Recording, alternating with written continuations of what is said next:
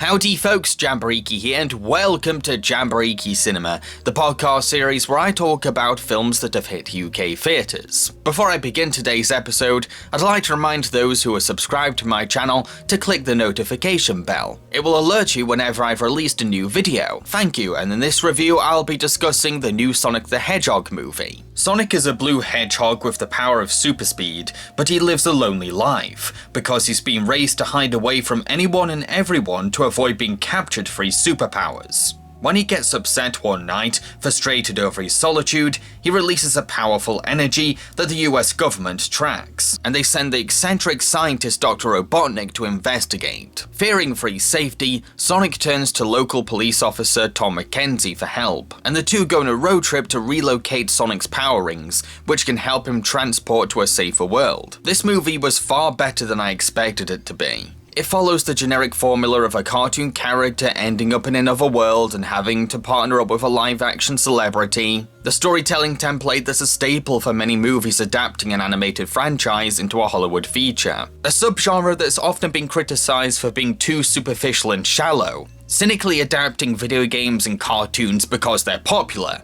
not because the filmmakers had a passionate interest in authentically representing them. This movie surprisingly breaks many of the cliches that come with this formula. Sonic isn't a selfish jerk out to ruin Tom's life, but a naive teenager who has missed out on growing up. And he needs a guiding hand from Tom, especially when he's been brought up to avoid social contact. He's genuinely endangered too, with no one else to turn to besides his favourite cop, Tom. Plus, Tom has admitted that he wants to help others, after years of doing very little in his mundane rural town. So this is his chance to save someone. I did feel sorry for Sonic, wanting him to find real friends and hoping that he could feel love from others.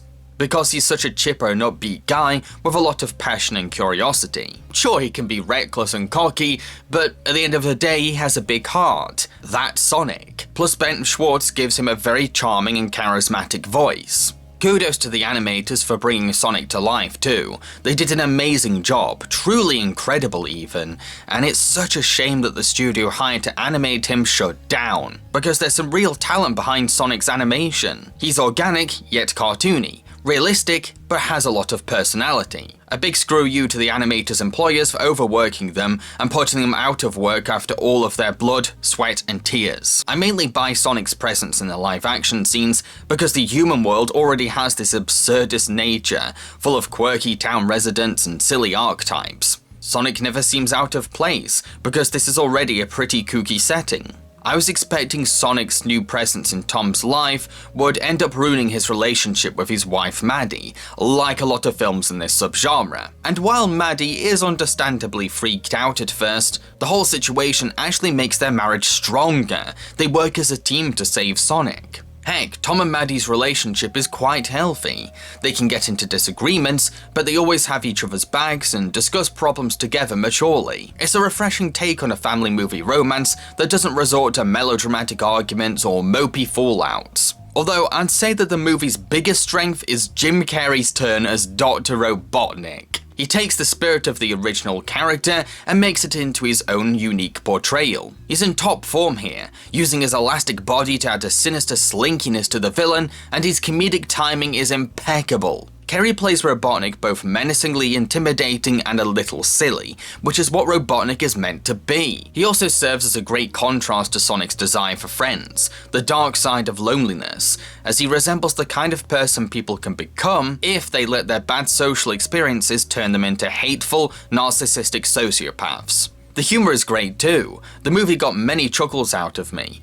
I'll admit that some of the best jokes are already in the trailer, but there's still a lot of good laughs to surprise you, especially from Jim Carrey. The movie can be quite referential, often referencing other films or pop culture, but Sonic has always been a product of his own time. And this Sonic happens to be set in our own present day. However, for a Sonic the Hedgehog movie, this is a very slow film. The road trip comes off as rather uneventful, and that's mainly because the movie lingers on locations for quite some time. Sure, the momentum is lively and energetic enough to keep us awake, but there were times where I thought, is this scene really still going? In spite of this, I did have a fun time. Sonic the Hedgehog is an entertaining film that exceeded my expectations. Look, I'm not saying that the film is revolutionary or some kind of masterpiece. Heck, it's bound to be underwhelmingly average to some audiences. But considering how low the bar has been set for video game movies and films about cartoon characters transported to our world, Sonic the Hedgehog is an improvement. No, it's not a great or remarkable film, it's okay at best. But it is light years better than previous entries in these subgenres, being far less cynical compared to what's come before. And it's a film worth putting alongside Detective Pikachu in the very tiny category of good video game movies. It's certainly another stepping stone for better video game movies, but yet again, we still have a long way to go. The movie's post-credits does hint at possible sequels, and you know what? I'm down for a franchise. The film has planted a decent seed for more Sonic adventures, while proving that it has a lot of passion for its source material, and it'll be fun to see how they handle other characters from the franchise. If the sequels are given tighter scripts with more creative stories, they could end up surpassing what the first movie has established, and take the series to special places. By the way, I also released another Sonic the Hedgehog related video recently. Top 5 Sonic the Hedgehog Sat AM episodes, in which I count down my favourite episodes of the classic cartoon series. It'd be awesome if you could go and check it out. I've been Jambareeqi and I hope you enjoyed this review. If you did, then feel free to like, subscribe and share. Cheerio folks!